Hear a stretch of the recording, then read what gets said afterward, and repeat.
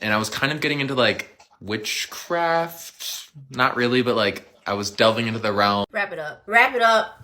Wrap it up. Come, what? You was delving? What was that? Delving in? Why? Why? Why would you do that? Why would you? Why would you do? Why would you do that? Don't do that. Realms of like spirits and other worlds when I was in early high school or like middle high school.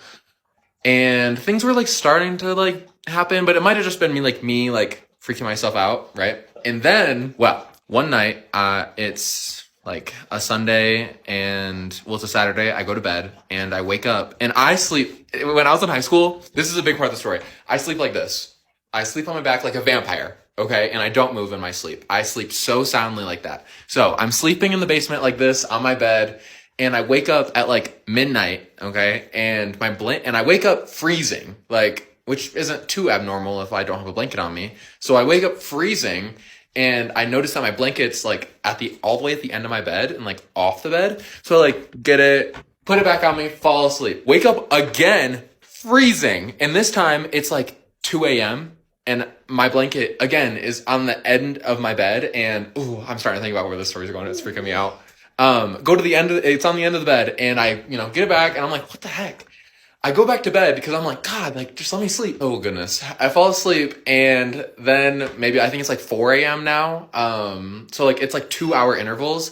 I wake up and my blanket is on me and I'm like, oh my God. And so I open my eyes.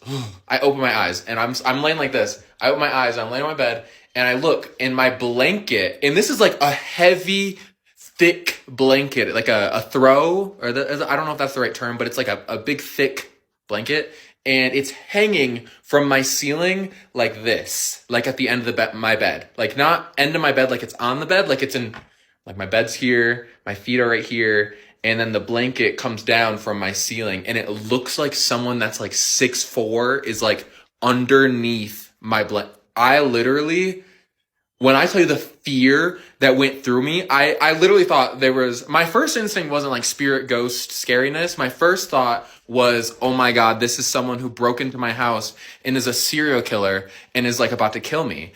And so I like don't move my eyes from the person and I like grab my phone and then I bolt to my door because I'm like, this is fight or flight and they probably are here to kill me. I'm going to run. And so I've never ran that fast. I jump up my entire staircase. I run. I know everyone in my family locks their doors at night, except for my older sister. So I ran into my older sister's room and I just slam her door and I lock it and I start sobbing. And I'm like, there's someone like in the basement, like, oh my God. And then I start thinking about it. I'm like, okay, there's not actually someone in the basement, but there's something going on that is like, Bob, like that couldn't, like, I didn't put that up there. There's no way, right? I'm not a sleepwalker. My dad is convinced that I did it. There's no way. I've never been a sleepwalker. I've never gotten up in my sleep my entire 21 years of my life.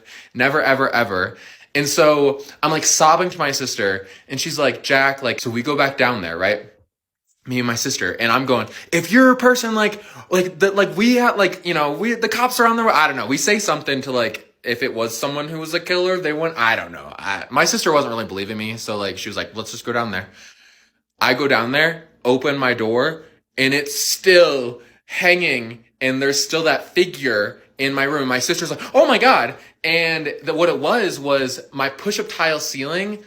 One of my push-up tiles was missing and the blanket was up in my ceiling and it was hanging, my big thick blanket was hanging from this little nail that was like this big, sticking out of one of the pieces of wood up in my ceiling, which I've never gone up in my ceiling before. So I wouldn't even subconsciously know that there's a nail in my ceiling, and it was hanging perfectly that it would create thinking about this gives me the shakes. Like, I hate it. Anyway, makes this perfect shape of a person. And then, so I take the blanket down and I don't sleep in my room for the next like 4 or 5 days. I don't know if you believe in saging or whatever, but it like this really like shook me to my core. So I bought like a special sage. I know there's like, I don't remember off the top of my head but I knew at the time that there's like a certain type of sage you're not supposed to buy because of like Native Americans and how it's like harvested and it's actually not ethical. So like made sure to like get sage that was ethical at the time. I remember that being part of it. And I sage my house and I like sage every window and every door. And I'm like, and I literally go around my whole house and I'm like, whatever spirit is here, you are not welcome. And I just kept repeating that in my family. My dad thought I was crazy, but like my sisters and my stepmom were like, yeah, like do your thing. And thanks for supporting me, because after that, I didn't sleep in my room for like the next week. I slept in my sister's room, but then I finally like went back down there and it was fine. Oh, and then I tried to replicate the blanket thing. Like I tried to hang the blanket there multiple times. And I could never get it to do what it did originally. Which is why I think it's so scary. Okay, so I got a question. Is y'all thinking what I'm thinking? Like, who did that to scare him? Is y'all thinking what I'm thinking? Because you was messing with stuff you ain't had no business messing with. Well, I don't know what you would call witchcraft or whatever you were messing with. I don't think you should have been messing with it. And that's why that experience happened to you. I don't know. Let me know what y'all think. A ghost story that sounds completely unbelievable, but is entirely true. So I have a story from when I was 17 years old that to this day is unsettling to me and scary, and I still don't even know what to make of it, to be honest. But when I was 17, my best friend at the time, Matt, wanted to go visit his brother in Mississippi. Matt's brother was stationed in Mississippi with the Navy, and he lived in this house with his girlfriend and this other guy who was a Navy SEAL. I never met him, but I thought that was pretty cool.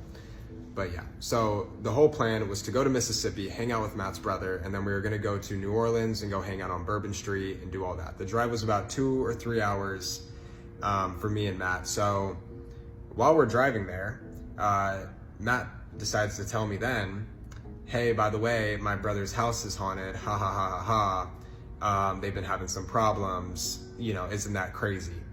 And I immediately got irritated that he didn't tell me that before. And if you guys don't know this about me, I grew up in a haunted house and my parents had to have priests come through and bless the home and all that. So there's history there for me, and it's just uncomfy to me. And I don't want to be around it. And that's it. So we end up getting there. I meet Matt's brother and his brother's girlfriend, and they're super cool, and we're all talking, hanging out. They're telling us about, what's been going on and all that stuff, and it was getting really bad for them. But they end up telling us a story about what happened in that house. And the story is really sad because it was a mother and her son, and the son was playing in the driveway and he ran into the street and got hit by a car and passed away. And the mother, being depressed, on the ceiling fan in the living room. Guess where me and Matt were sleeping? In the living room, underneath the ceiling fan. And yeah, so first night, Matt decides to get really drunk and everyone else goes to sleep. It's midnight, Matt blacks out and he's dead asleep. And I'm I'm laying on the floor in the living room next to Matt. We had blankets and pillows and we had a big flat screen TV. That'd be the most annoying thing when some like spiritual something's happening and somebody's sleeping like a baby. Like somebody's really knocked out during a time of spiritual energy in presence. It just be blowing my mind because I swear I would have so many of those experiences as a child, and I just be looking over and my sister sleeping nice and peacefully, and I'm just like feeling people walking around the room and she ain't feeling nothing. It just be like, how are you sleeping so calmly right now? Like TV in front of us, and I put on something happy, and I put on the movie Jackass.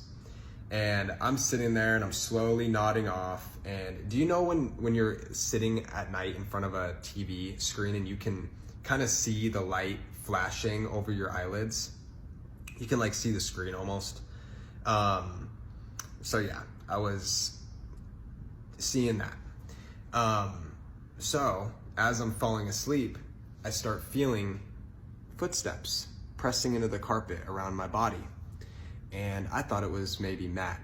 So I turn and look, and Matt's sleeping.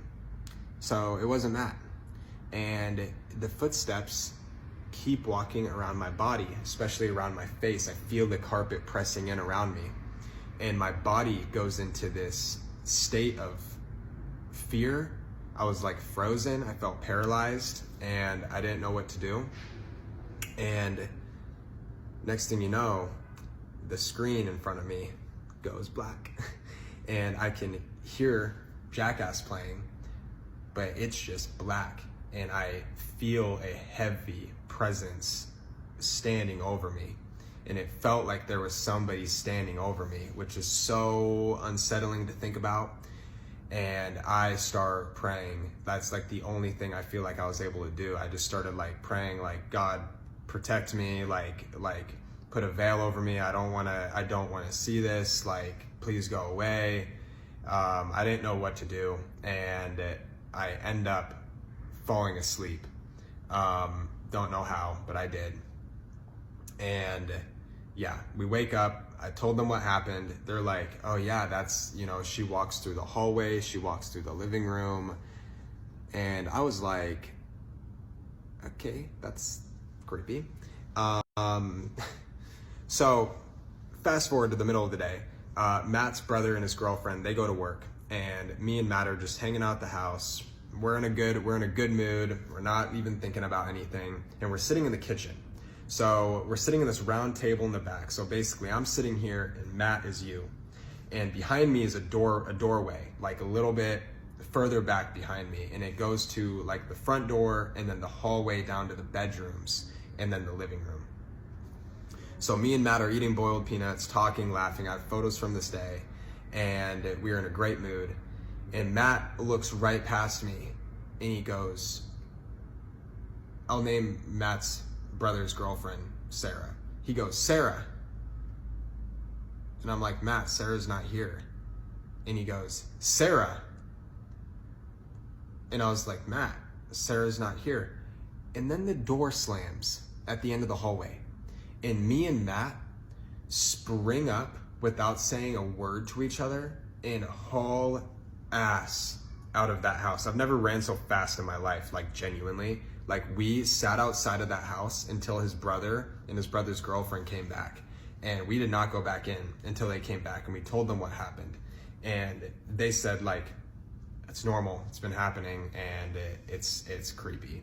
So that's pretty much all we experienced, at least that I can remember.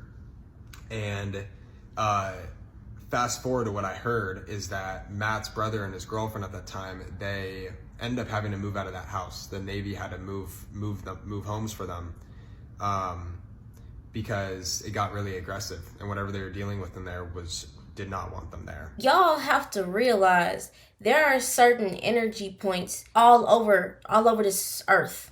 All over this earth. There are energy points. And even you are an energy point. You have energy points inside of your body. So when things happen or traumatic experiences happen, the energy will be there. The energy from the experience, the energy from the person will be there in that area. So being that woman who did that in that house when she gave up and she, took her own life, that energy is still there. And whatever caused her child to go through that, or whatever events happened before them that caused the stuff that happens in that house, I feel like it's probably just a pile up of energy there that hasn't been released or cleansed or, able to work itself out. And there probably might be something there. And most of the time when you first go through like supernatural events, it really be the spirits who fell victim to that situation who try to contact you first before it gets even worse. Firstly, it'll be your family members, your loved ones, and then it'll be the spirits who fell victim to that. And it'll try to get you closer and closer to understanding what's going on and what's the situation. It's not just these action movies that talk about the history and the galactic history that has happened on this planet. These movies that they've been showing, these scary movies, these supernatural events, those are literally telling you the game. It's telling you the game of how it goes with those interactions supernaturally. So you got to pay attention. And don't, people be so out of touch with their intuition, they don't even know what to feel or think. It's just fear. It's just survival. It's just fear every time. But the best thing to do moving forward is to trust your gut with anything. And that goes for anything in life. Trust your feeling. Don't sit with something that makes you feel uncomfortable. Figure out what the situation is, what you're comfortable with, what you're okay with. Trust your gut. It will never steer you wrong. Going into the second part, I need to explain a little bit more about how my mom is spiritually gifted and why she was the first person that I called. So my mom is very, very intuitive. Like, I don't know how to explain it other than she shares experiences with us. Like sometimes she has dreams about things that are going to happen that end up happening. So as soon as we started having these paranormal experiences, I was like, oh, calling up mom. But to share an experience that I had with my mom, I remember when my wife was pregnant with our daughter, who you saw in that first video. And we were about 2 weeks away from our due date. And my mom came over to our house just to come visit. And she literally looked at my wife and was like, I think you're going to give birth. Like tonight, you guys should probably go check into the hospital or something. And we were like, Mom, you're so crazy. We're like 2 weeks away from our due date. And she's like, okay, I'm just telling you, like, let me know if anything changes. Tell me how I had to check my wife into the hospital that night and she gave birth to our daughter in the morning. Like, what the hell? And so that's what I'm talking about. And my daughter just so happens to be named after my mom. And so this kind of comes into play a little bit later. But going into part 2, I just wanted to talk about the next crazy experience that we had. But essentially what happened is that every time we would come home from like running errands or me coming home from work or whatever it may be, our car has like a camera and sensors around it, and it would glitch out. Like it would wig out only when we were pulling into our parking spot. So I'm going to try to pull up a photo because I just took one from our car so you can kind of see how it works. Okay, so I took this picture of what our little car dashboard looks like with our cameras, but I want you to look here. This is what I'm going to be referring to. So basically how our cameras and sensors work is you can see there's a camera that shows the front, the back, and the 2 sides. Right here on the right side, that line of our parking spot looks a little bit warped only because it's raining. So it kind of just warped the camera view from that. So just kind of keep that in mind. But basically how our car works is if there's something that's really close to that proximity, it'll kind of like beep to let you know like, hey, you're really close to something. So this happens when there's like somebody in our blind spot, or like if my wife was walking on the side of the car, the side portion of here would blink and highlight yellow. And so one time when we were freaking shopping, we came home and my wife was about to like hop out of the car, but our front portion started blinking and it would beep and then it would turn off, and then it would like beep like really fast and then it would turn off again. And I told my wife, I was like, hey, don't get out of the car, something's happening. And we were watching the front like blink continuously. We were looking through our windshield, nothing was there, right? And we can see all the way down to the sidewalk of our parking spot. So if there was an animal or something like that, we would have been able to see it. But then it started circling our car. So again, it started beeping at the front, and then this right portion started blinking, and then it moved to the back, and then it moved to the left-hand side, and it just like kind of circled. Tell you this thing was circling our car, and it happened every time we pulled into our parking space. We were creeped the hell out. And so again, we called my mom. We even talked to my wife's mom. My wife is from the Philippines. So her mom had like her own kind of superstitions within the Philippines, like the Filipino community. But when I told my mom again, like the stuff that was happening, she was like, hey, let's go ahead and bless your house. I'm going to go talk to grandma and grandpa again. But I have a question for you. Are you guys pregnant?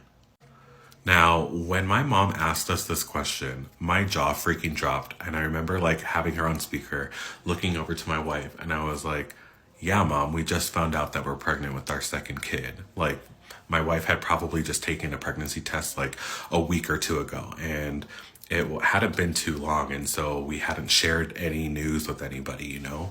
But the fact that my mom knew to ask that question literally blows my mind. And how my mom kind of explained it to me, she's like, this is making more sense. And she said that, like, when she was pregnant, like, she would have, like, paranormal experiences sometimes. And she kind of shared her theory about it. But she was like, I feel like when women are pregnant and they're growing a physical body inside of them, sometimes dark spirits will kind of gather around this person because they kind of see it as a vacant spot. Like, they see it as an opportunity to regain that physical body. And she was just like, okay, we're gonna have to do a couple things. Like, I'm gonna go visit grandma and grandpa again. I want you guys to go ahead and bless the house, say your prayers, and do all of that. But yeah, it just kind of blew my mind that my mom knew that we were pregnant with our second kid. The things that were happening with our car, it just is crazy. Okay, we're gonna wrap it up right here at these stories. Let me know what y'all learned today, and if y'all can relate to any of these experiences. These type of, I love stories like this. Like, it really, like, gives you a good representation and a good, like, rundown of, like, supernatural experiences and consciousness, and just navigating through these experiences and looking at people's reaction time when it comes down to energy. So I love it. Thank y'all for watching, and I hope y'all have a good rest of y'all day, and stay dangerous.